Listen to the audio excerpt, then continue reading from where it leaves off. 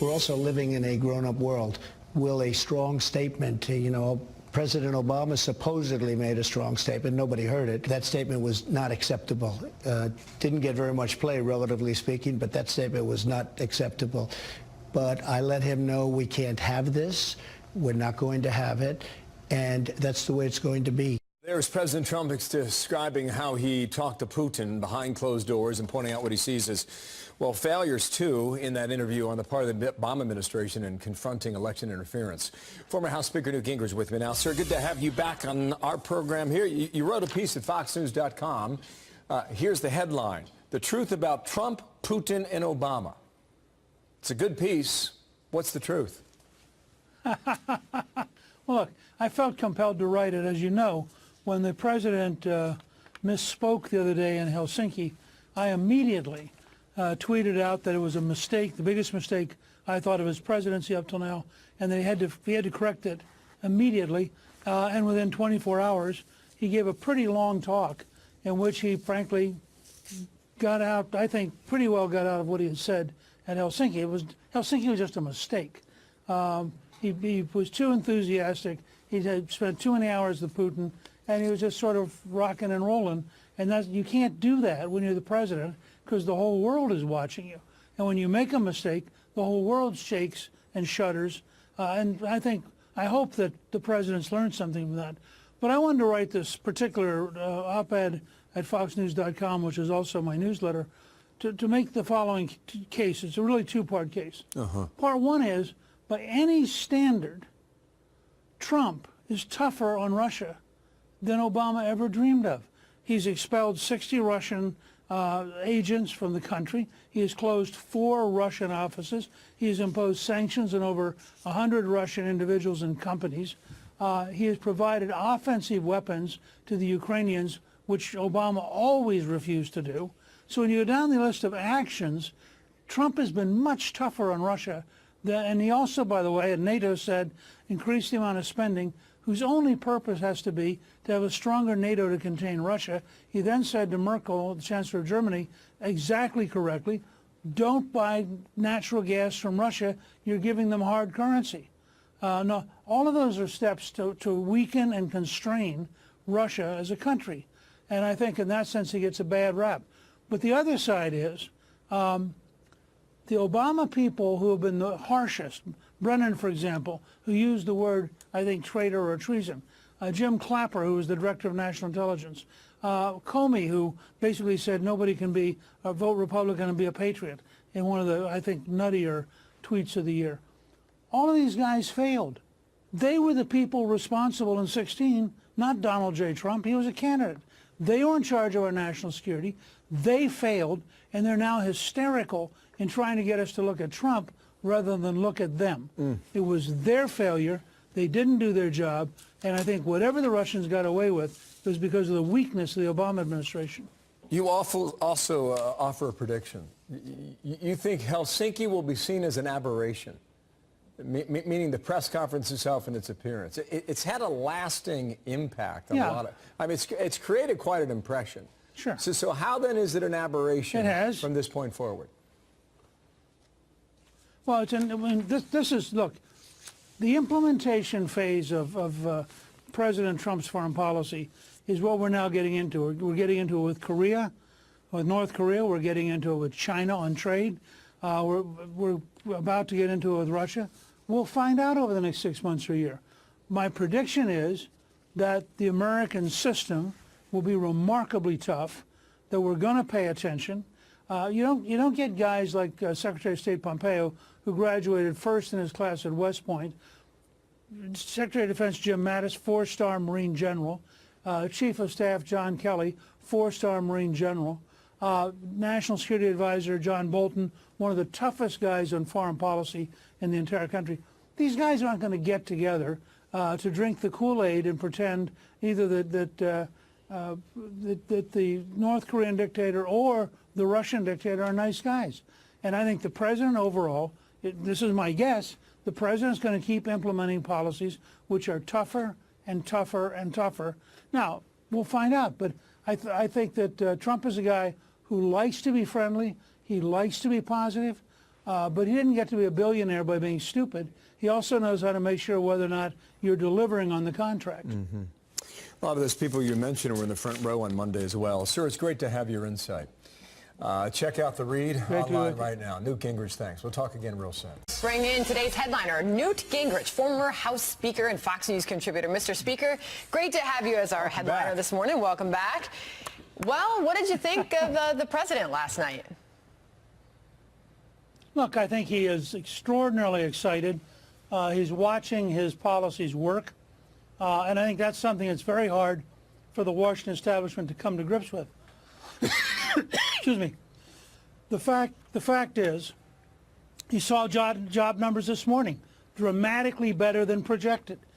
We now have the lowest black unemployment in American history, which is a very positive thing. I mean, it's sad that liberals can't relax and say, you know, having fewer and fewer people out of work is a good thing.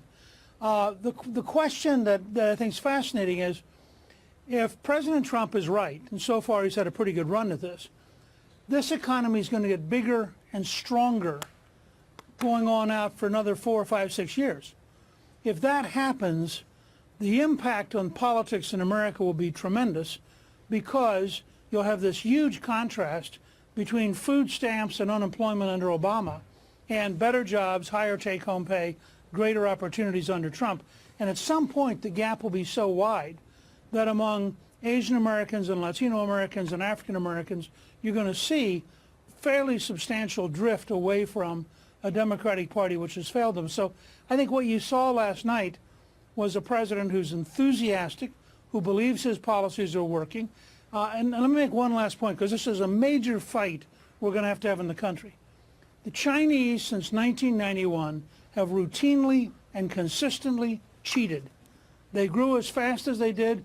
The estimate by the Obama Director of National Intelligence was they were stealing $460 billion a year in intellectual property. Trump has decided he's going to stop it. Now, the Chinese don't want to stop. It's been working just fine for them. But this is going to be a real fight, and we need to understand that.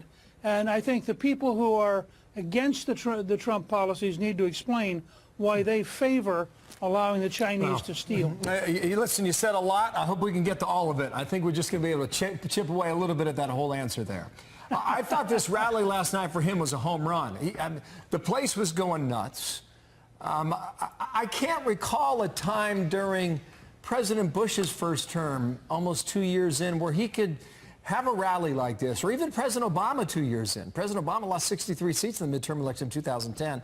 He's hitting on all these points. I thought immigration was the biggest applause line of the night. He kept coming back to it over and over again. He loves to poke the Democrats in the eye. I mean, here's a really good example. Soundbite number 2 on Brett Kavanaugh and the obstruction that the president alleges. Watch. So far, the Democrats haven't given us any votes, and that's because they will do anything they can to not help the Trump agenda. Brett Kavanaugh, highest education, best grades, best tests, best everything. They thought 15 years ago he was going to be a Supreme Court judge. Look at Justice Gorsuch. How good is he? Not allowing these great people to serve their country. It's a disgrace. So that's on Kavanaugh, and also on the Ron DeSantis thing. Ron DeSantis wants to be a Republican governor in Florida. He made an ad this week where he has his child, he's talking about Make America Great Again, and I'm teaching my kids the words how to build the wall. And in return for that ad, he gets the president to do a rally in Florida and mention his name 10 or 15 times. And just, what's the political transaction at work here?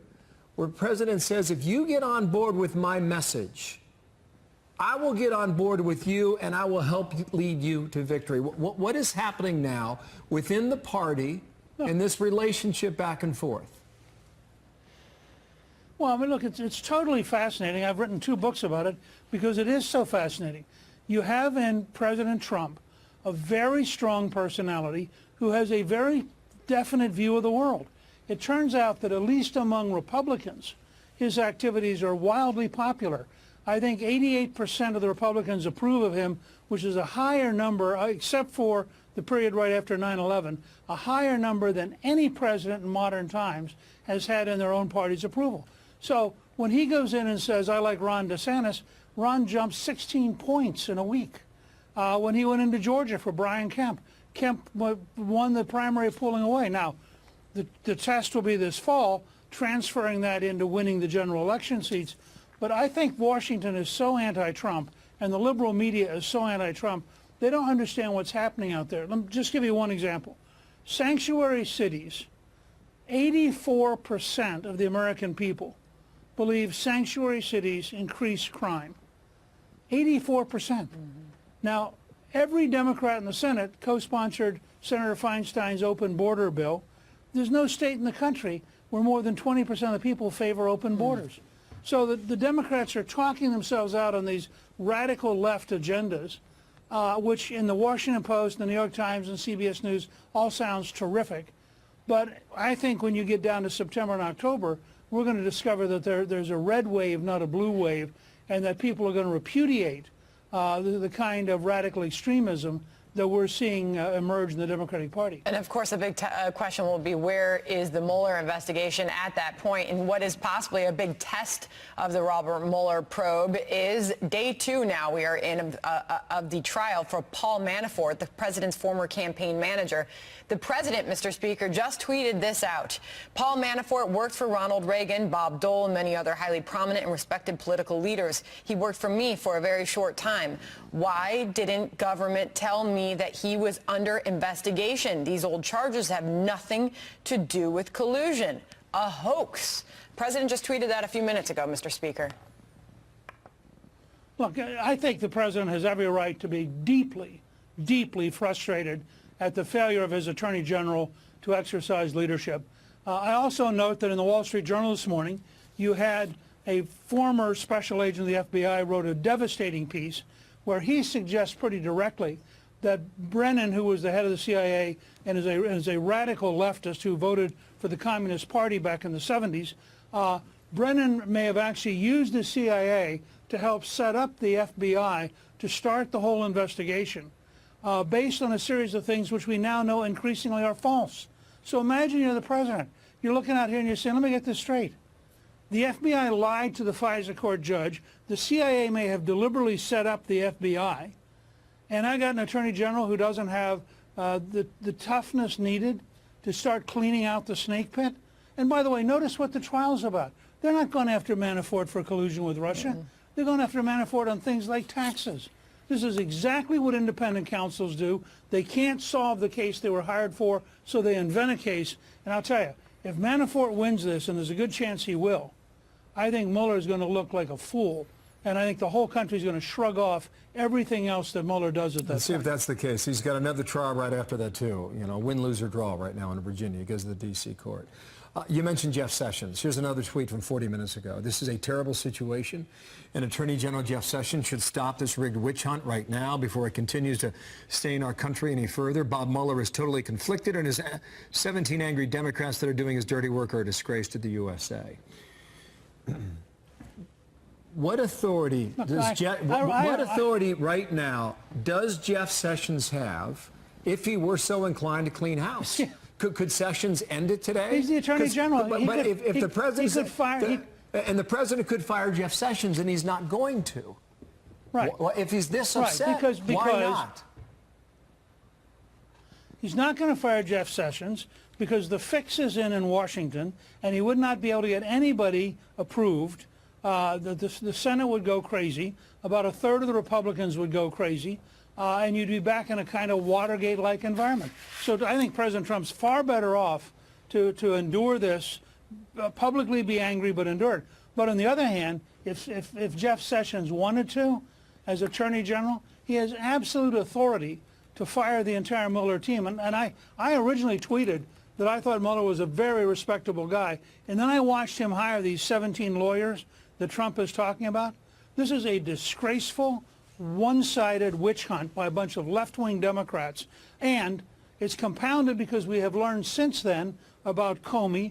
We've learned since then about the number 2 guy at the FBI. We've learned since then about Strzok.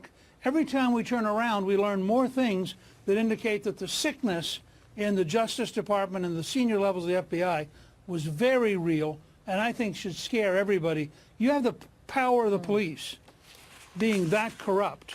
You have huge dangers for freedom in America. Former Speaker of the House, Newt Gingrich, great to have you on the program this morning. Please come back. Glad to be with you. Thank you, sir.